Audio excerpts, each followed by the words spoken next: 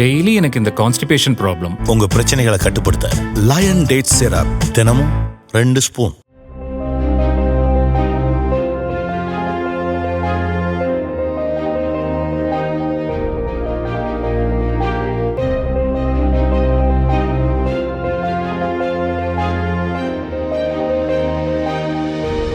ராமேஸ்வரம் அடுத்த தனுஷ்கோடி தெற்கு மன்னார் வளைகுடா கடற்கரையில் கரை வலையில் மீன்பிடித்தலின் போது வாயில் இரும்பு தூண்டிலுடன் சிக்கிய சித்தாமையை மீட்ட மீனவர்கள் முதலுதவி சிகிச்சை அளித்து மீண்டும் கடலுக்குள் பத்திரமாக விட்டனர்.